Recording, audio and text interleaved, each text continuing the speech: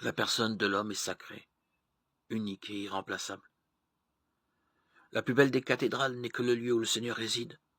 Sa maison, c'est tout être vivant. Du pire des pécheurs au plus grand saint, il réside là, en chacun de nous. Son temple est le cœur de tous les baptisés. À nous de chercher cette perle de cristal enfuie en nous, dans nos cœurs, où réside l'Esprit de Dieu. On a une vie entière pour contempler Dieu dans sa maison préférentielle. Chacun d'entre nous y est appelé. De celui qui sort du palais de sa mère jusqu'au vieillard qui s'éteint, Dieu est là, enfui, vivant en nous.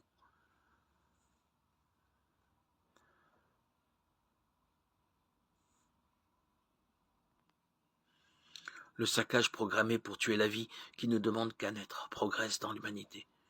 Et pourtant le Seigneur savait ce qu'il y a dans l'homme, dit l'Évangile, Jean 2, 25. Il y a des merveilles humaines cachées, le Christ a su les déceler et les mettre en valeur. On en parle si peu de nos jours. Par contre, aujourd'hui, pour les médias notamment, une bonne nouvelle à annoncer est une mauvaise nouvelle. Du sang, des drames, des catastrophes, des guerres nous sont livrés avec profusion, voire délectation. Comment lutter? Qu'au moins, à chaque image de mort, monte de nos lèvres une supplication, Seigneur, aie pitié de nous. Le Seigneur, durant son séjour sur la terre, allait toujours d'abord vers le plus meurtri, le plus désespéré, celui ou celle qui était jugé.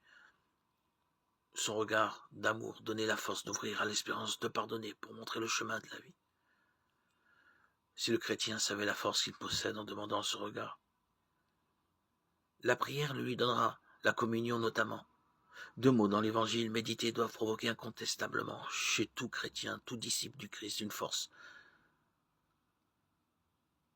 Il le reconnaîtra ou la reconnaîtra, cette force puissante qui vient édifier l'âme, édifier le corps et l'esprit. Ce regard du Christ qui nous remet debout et nous rend la vie. Ce regard du Christ qui appelle tout être au pardon.